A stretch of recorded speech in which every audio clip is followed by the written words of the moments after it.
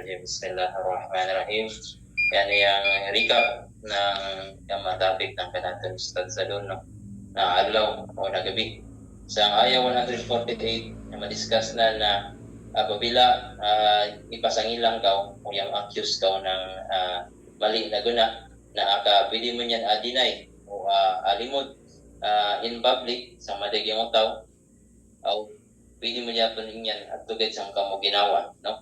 So, pwede mo ganda to sang ginawa mo, ubos-ubos na manggadyaw na inilang mo, o mangkat na pwede mo gadya na keep mo gad sang ginawa mo. Kaya mas madyaw inyan. O pwede mo yan umbad, no? Mas madyaw mo na umbad inyan sa Allah subhanahu wa ta'ala. Papagbaw sa Allah subhanahu wa ta'ala, bahin sinyan na mga putang, no? Kay at kita mag-depend o magdepende sa kagaga ng Allah subhanahu wa ta'ala. La hawla wa la quwwata illa billah. So dito pagkaringawan ng Allah subhanahu wa ta'ala yung pinaka maampunon o pinaka magpangampun sa ubos, no? So mas ngunong karapanan usad na kaya na nampunon, no? So masking sang mga katabang yung Rasul sallallahu alaihi wasallam yung kanan adat yung discuss ng ustads na diyan long sang kanan katabang na iya mainang mayani. So diyan pinampigadaman yang kanang katabang. So minanyang adat ng Allah ng Rasul sallallahu alaihi wasallam towards ang kanan mga katabang na apabila sagaw na barik uman sa na apabila akusahan ka ng sangkaw taw pwede mo yan dipinsan in public o pwede ka saan ang inangan kan mo na pwede ka na ma-retaliate o mabalos ng sakto gay na pagbalos sa kanan hinina. So, di ka mapalabi pagbalos. Apabila magpalabi ka na kadusahan ka, no? Kay yung hak ng sangkautaw na inilangan ng katan, amawa o amaputok apabila na masubra yan sa limit ng pagbalos. So, inya asinya sugod magkawa yung hak ng utaw na iinangan ng sara o aong yang pakasara kanan. So sino yung mapansin niya, no? Sino yung mag-implement kundi kita mayo. So igalaw niya kanyang kanatan ustads na Allah subhanahu wa ta'ala yan yung pinakamagpangampon masking iyan kananyang abilidad na kaya ng kita na siksa lang, no? So, igalaw yung ustads da, i-display ng ustads da, inagisang hadith na way sadaka na makababa ng kanatin mga kabatangan o wealth, no? Yaman, no? So, yung pagpangampon, isa yan na makadakwa o makapatas ng kanatin mayo risky, no? Igalaw yung Allah subhanahu wa ta'ala na increasean ng risky sino-sino itong magpangampon o sino-sino itong humble sa daan ng Allah subhanahu wa ta'ala. Sa yang Rasul sallallahu alaihi wasallam sang waktu ng Isya na aun yang malambit na tagan-tagan masud yang utaw sang surga, no? Yang malambit na tagan-tagan niya sud yang sang kautaw, no? Makatlo na niya ni kabalik galong yan na tagan-tagan ang masud na utaw sang surga, no? Utaw ng surga, no? Utaw na ayan yung utaw na makasid sa surga. So makatlo na niya ang kalambit, no? O yung curious yung aling radiyallahu an mangayo yan ang pagtugod sa inyong utaw na pwede ko ba na gadang kaw ato sa bahay mo, no? So yung aling iyagadanan o yung katugsambay ng utaw i-obserbanan uno yung routine na special sininaw utaw kay ayanin man yung utaw na ilaw ng Rasul na makatunan daw nga na utaw sang surga. So yung ali yung obserbanan na way special na ininang ng utaw magsambayang ng pajar o 5 kawakto o way special na ilmo o na ibada ang bigay ng sininaw utaw. So yusip ng ali kaya mga ng ali siningaw tao na uno yung pigagin ng mo kay yakadi ako kan mo kay makapila ka o kaparik na ka-mention ng Rasul na ikaw kuno yang utaw sa surga. So yakadi ako kamo para obserbanta ka para katigaman ko kung uno yang aman ibada mo na ya matawag ka na rasul na utaw ka sa suruga. So yang utaw galaw na why special ko na ibada ya tapya na bago ako mato na iampon ko ubos ng ya makautang kana o iampon ko ubos ng yaga storya ng libak kana. So inyan yang dakwa na biga routine sino na utaw na kada gabi iampunan sino tayo makautang kanan o iampunan sino tayo galibak kanan. So yan yang isa ka amal ibadanan no na yaga yang matawag yan na nga yang matawag yan na rasul na kanyan yan yung utaw yan sa surga. So yung pagpanglibak apabila kanyan apabila tinod yan yung pagkatawag na backbiting ng ulibak. Apabila di ng tinod na mas mataas kung slander sa kinagan mas mataas yung kanan sarap o apabila mag-inang-inang dayan ang istorya na dinang tinod sinya na utak. So, yan yung karakteristik ng mga yanag uya sa suruga, no? Yung pagpangampun sa sino-sino na yung panglibakanan. So, sa ngaya 150, yung kanatan rasul, igalaw na yung piyaglaw ng Allah subhanahu wa ta'ala na igasikan sa Allah subhanahu wa ta'ala idea nan plus piyaglawan nan o pati ang piyaglawan ng Allah subhanahu wa ta'ala yan yung Quran. So apabila ang idea o ang mensahe diferensya rin ng Quran o hadis na yung Quran kuno na yan yung piyaglawan o yan yung idea ng Allah subhanahu wa ta'ala.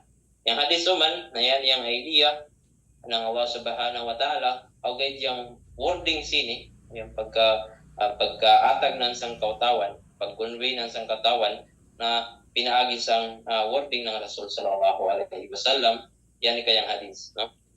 So ang grupo sa Malaysia nga ibaratan ng stads na yung mga itubit sila sa Quran, no? Yung lang yung stads na yung tinod na yung panginto yung manginto sa Quran ang sunnah ng Rasul sallallahu alaihi wasallam. So yung lang yung stads na umuwi mga mangkatigam, no? Mangkatigam da mga utaw na mangkatigam na ang kanilang tendency na amanginto pa sila sa kanilang ginawa na mas mataas pa yung kanilang memory o mas mataas pa yung kanilang kagaga sa mga sahaba ng Rasul sallallahu alaihi wasallam, no? So mag-ausip sila na mauno nila ma-memorize yung 1,000 ka hadis, mauno nila ma-memorize yung 3,000 ka hadis, no? So inyan, so yung lang emphasize ng ustads na yung pagpanginto sa Quran o Sunnah na yan yung dapat ginagawa ng isa ka Muslim, no? Yung Hudyo igalaw yan na yung mga Hudyo igalaw sila na bago sila manginto sa Quran na kinahanglan nila na aong japoy Quran, no? Na amaatan kanila, no? Yan yung kalino ng Hudyo na yung Quran ato-aturon kanila, no? Di sa mga Arab, no? Kay yung ma-practice ng Hudyo na yung kariko ng mga propeta na una na adto sang lineage o mga Hudyo yung mga Jews yan ng mga propeta adigid sang Nabi Muhammad yang Allah subhanahu wa ta'ala ininang na Nabi Muhammad na propeta na Arab, no? Na diya niya madawat ng Hudyo diya ni wanilan i-accept yan yung Ibn Kathir explain nan na yung karigan, no? Na i-reject nila yung mga propeta. Ega tukoy yan itong mga Hudyo o mga Kristiyano na majority kanila i-reject nila yung Nabi Muhammad. So, yung rason kung sila nisinyan na di magunawa yung practice ng kanilang mga ninuno, mga forefathers o mga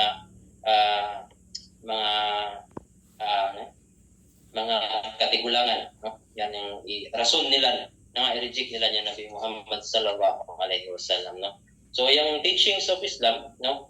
Yung ipamando ng Islam na kinahanglan tamayo dawaton ubos yung mga propeta, no?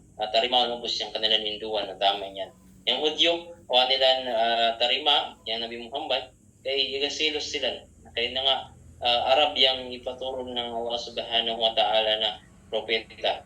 na kadalasan o sini na time yung mga Arab mostly kanilang mga nomadic o yaning way mga sarili na mga pamanwa na latago yan sila kay amang inabuhian magakaraban no magainang ng karaban kay para makakamang ng mga goods o magabarter ng mga goods no o mostly yung man sini mga tribo ng Arab ni ngayon na uneducated o illiterate di mating magbasa o magsurat no pero special yung Rasul sallallahu alaihi wasallam kay illiterate yan wala man tigang magbasa o magsurat pero yung makainang yan makainang yan no yung makabasa yan ang pasurat yan ng Quran na perfect yan yung perfect na Arabic no perfect ng grammar na Arabic no so waday line na makainang san waday line na makakopya o maka-reciprocate ng something na masayit pa sa Quran no so ibarata ng sa taunang niya mahitabo sang Israel doon na mga musik no makita mo yung Israel na ipakamuan sila ng Allah subhanahu wa ta'ala ng usawa ng Creator Stats na ikatu sila na tapol down nila o mababagsak nila malupi nila yung isa ka nasod pinahagi sa pagpatay ng amir ng sang kabanwa o pagpamumba ng sinya na banwa okay yung outcome na yung resulta na lahi no? Difference ang kanilang iplano na resulta na yan kay yung lumbandayag ka nagyang Iran ng sinya na ininang nila so yan yung isa sa ipakamuan ng Allah subhanahu wa ta'ala yung Israel isa sa siksa nila na di sa dunya o inshallah na yung siksa nila sa akhirah na padagpa so sa aya 153 na ibutang din ng ustadsta i-layout na niyang indication na mununo kabagbugan yan ng mga Hudyo no so maling kadig na mga insidente na mga yamang ka hitabo na o mununo i-explain o mununo kabagbugan yan ng mga Hudyo pinakauna na ilaw ng Allah subhanahu wa ta'ala na ilaw yung Rasul ang tarima may yung Quran okay kuha nilang tarima kay kalini nila amaatag yung Quran na magunawan ng pagkaatag sa Nabi Musa yung Torah no kali nila na sangka bagsak gate sangka revelation gate sangka kwanda sangka gianda na turo ng Allah subhanahu wa ta'ala yung Quran okay yung Quran ituron verses aya by aya verses by verses no so i-explain niya yung stats na ipaturo ninyo ng Allah subhanahu wa ta'ala kay yung Quran, kinahanglan mo i-implement, kinahanglan mo memorize. Apabila apaturo ng Allah subhanahu wa ta'ala inyo ng biglaan na magalisid yung kautawan mag-implement o magalisid mag-memorize. So, yung ikalawang na incidente, indication niya po na mga bugbugan niya ng mga Hudyo. Yan yung kalini nila na yung copy ng Quran na iatag sa Rasul sallallahu alaihi wasallam na aatag uman sa utaw o isa ka utaw na Hudyo. So yan yung kalini nila. No? Ang ikatlo na insidente na itong tabok nila sa Red Sea, na makatabok sila sa Red Sea, sikan sila lupugo ng Firaun, isagop sila ng Allah subhanahu wa ta'ala sang Firaun, ilunod ng Allah subhanahu wa ta'ala sang dagat sang Firaun na yaga kapusing yan yaga samba sila sang isamba nila isimba nila yang baka no yang ma-explain niya nito nga pangagina nga pigasimba nila yang baka kay yung mga Hudyo yama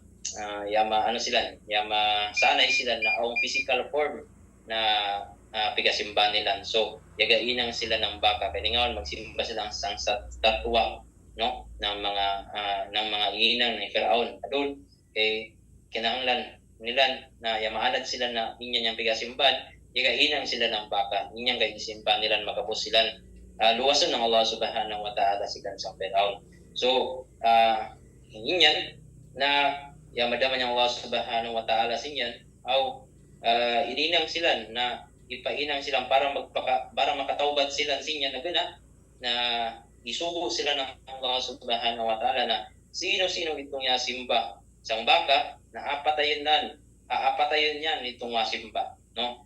So yung Musa, yung mga ikadua sa Allah subhanahu wa ta'ala kay di kuno kaya ng mga Hudyo na patayon yung kalang ginawa, yung each other, patayon yung kalang isik, inagad ang Hudyo. So ipaturunan ng Allah subhanahu wa ta'ala ng gabon na may ito maubaga, ansinyan inyan yung makakos o inyan yung yaga hatag ng rason na yaga pinatyan yaga pinataya sila, no? So yatagan ng Allah subhanahu wa ta'ala sila ng fags o gabon na may ito, no? Na inyan yung sabapan na yaga pinataya sila. So doon baling kasayon din ng pagtawkat, no? Kinahanglan mo kuman na mag-regret magbason sang sara mo. Whereas na ngayon, na kinahanglan mo patayon yung kainagan mo. So, ikaw pa, na apabila masid na silang sa Baital Muqaddis sa Jerusalem, no? Ay masid na sila sikon nilang mag-travel sa disyerto ng 40 katuig.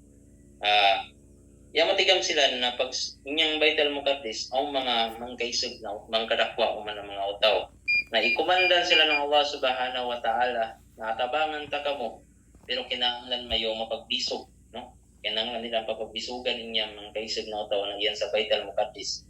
Okay, sang kabugbugan sining Hudyo na wa silang tuman, no? So wa silang tuman na ikumandan na kahit sila ng Allah subhanahu wa ta'ala na sige, wa man kamong tuman, sid kamo sang Baital Muqaddis nang yagabaw kamo, yaga duko yung umayo o yaga lambit kamo ng word na hitta na yung hitta na napasabot niya na kamanga yung kanani sara, no? So instead na yasud sila o yagalong sila ng hitta na yasud sila na yagaduko, yasud sila ato sa Jerusalem at sa Baital Muqaddis na yaga kamang o yaga tarikod, no? Yan yung kabugbugan nila ng kabugbugan ng Hudyo. O imbis na maglawang sila ng hitta, naglawang sila ng hinta. So yun yung kabugbugan. Ang ikalima na indication na bugbugan sila yan yung Allah subhanahu wa ta'ala i-forbid o ibawalan sila na managat o maggawbog ng Sabat. Yan yung Sabto, alaw ng Sabado, i-ask sila ng Musa, kamanduan sila ng Musa na ayaw kamo, igalaw yung Allah na ayaw kamo pag gawbog ng Sabado. So kabugbugan ng mga Hudyo unong ininang ilan niyaga kalot sila ng kanal trench, no? Na ansinyan masid yung tubig. So sang Biyernes kalot sila ng kanal sang Biyernes. Tapos yung Sabado, sang alaw ng Sabado na di sila maggawbog. Yung alaw ng Sabado na abunda yung isda, biga pa pakadaig ng Allah subhanahu wa ta'ala yung isda na magkaon sa niya na lawas.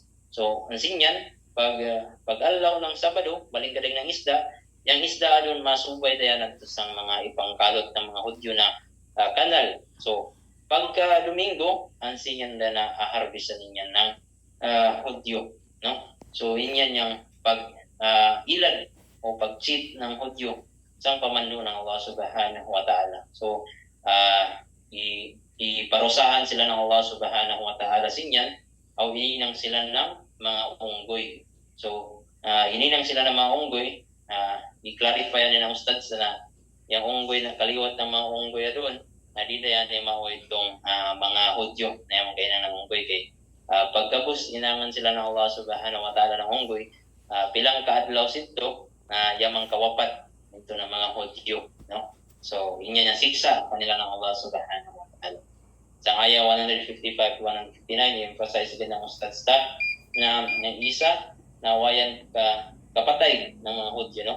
Instead, ikamang yan ng Allah subhanahu wa ta'ala o ipatas yan ng Allah subhanahu wa ta'ala o aparit yan ng Allah subhanahu wa ta'ala sa dunya para uman pildiyon yung mga Hudyo, no? So yung mga Hudyo, yakato sila, no? Ito nga pa yan yung istorya, itong pag-crucify, pagbutang sang isa kuno ay nag-isa yung istorya nila na ibutang sa Kuros na yung mga Hudyo yakat sa Damascus, Syria, no? Report nila sa hari adto na ang unrest o minang ang mga ikas-ikas na pwede maka cause ng kasamo o ng pag-rebellion adto sa Jerusalem. So yung hari i-orderan na niyang kanang mga tao na palibutan ninyo na bay o kamangan ninyo na tao na cause ng rebellion o unrest para crucify at tutok sa Kuros, no? Kanyang plano ng hari. So yatigam ng isa sinyan, yagalam ng isa na sino yung mga voluntaryo na ainangan niya ng Allah Subhanahu wa Ta'ala ng kaparangay ko, no? So ang sambok na volunteer na yung bata-bata pa, yung volunteering yan, makatupag lang yung isa. Sino yung mga volunteer, makatuman niya ng tao volunteer. So yun yung mapili. So pagkapili sinyan, i-abriyan ng Allah Subhanahu wa Ta'ala yung atop sinya na bay o ikamang na niyang nabihisa, no? O inyang yung ma-crucify, inyang yung ma-cross na inyang yung assistant ng nabihisa na ya volunteer na maparehas yan ng parangay na nabihisa. O inyan inshallah na aong kanang reward sinyan, no? So i-slander gyapon inyan yung kwento, inyan yung tafsir ng monuno yung butang sang Kuros yan nabihisa. O yung mga Hudyo man, ipang slander nila niyang Maryam, no? Ipang inangan nila ng storya yung Maryam na yung ang kunay affair o relasyon ng Maryam na outside sa marriage, no? Ng wapakawin. Agaw sa i-consider nila niyang nabihisa na illegitimate child. So inyan niyang storya, no? Na nabihisa o nabi Maryam sa point of view ng mga Hudyo, no? Inyan niyang storya na maununong kamang ng isagop ng Allah Subhanahu wa Ta'ala na nabihisa sa pagka-crucify o sa mga Hudyo. Sa mga Hudyo o sa ito mga crucify gaw pa na. Pinyang ganyan yung matapit ng ustad sa doon,